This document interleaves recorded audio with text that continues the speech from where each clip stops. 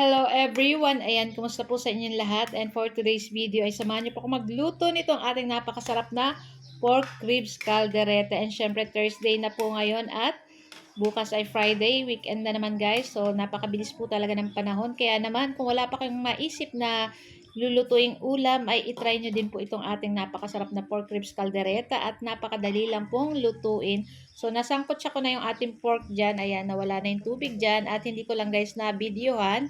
Ayan, syempre sinangkot siya na natin yan. Ginisa natin sa bawang sibuyas, may paminta na rin.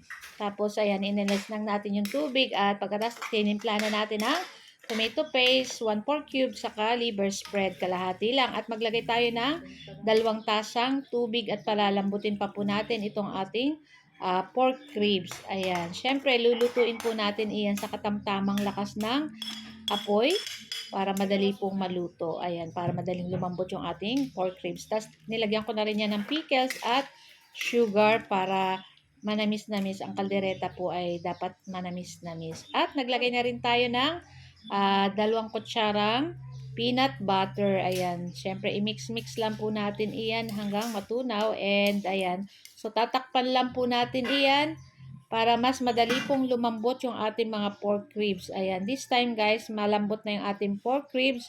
Pwede na po nating ilagay dito yung ating patatas at yung ating carrots. Ayan, tapos makikita nyo guys, medyo malapot na at kokonti na yung ating sauce. So, medyo natutungan ng konti sa ilalim guys kasi hindi ko siya nahalo. Ayan, pero konti lang naman. Ayan, tapos kaya dadagdagan natin guys ng tubig kasi palalambutin pa natin yung ating patatas at yung ating carrots. Lulutuin pa natin. And syempre, takpan po uli natin. Ayan, at syempre, halu-haluin po uli natin para hindi dumikit po sa ilalim. So, pag ganito po yung ulam, lalo pag may mga liver spread, may tawag niyan, peanut butter, minsan talaga pong dapat hinahalo para hindi po dumidikit sa ilalim ng ating kawali. Ayan. So, lagay na rin po natin yung ating red bell pepper at malambot na rin yung ating patatas at carrots.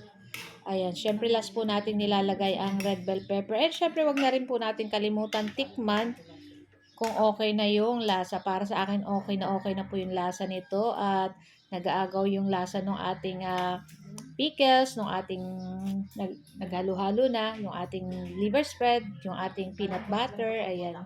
So, minsan naglalagay pa po ako dyan ng pinya, kaya lang wala akong pinya ngayon. Pero okay lang. At ang importante po ay napakasarap po nitong ating pork ribs caldereta. Ayan. So, luto na rin to guys. At, syempre, makita nyo ba yan? Ako, sabaw pa lang nito guys. Ulam na. Kaya wag nyong kalimutan magsaing din na marami pag ganito yung ulam. At talaga naman, tiyak taob na naman ang isang kalderong kanin pag ganito yung ulam. So guys, ayan, ito lang po ang ating video today. At sana po ay nag-enjoy kayo. Huwag niyo po sanang kalimutan mag-like, comment, at pa-share po ng ating video. So guys, tara na. At samahan niyo na rin po kaming kumain itong ating napakasarap na ulam. Thank you for watching. Bye! Ciao!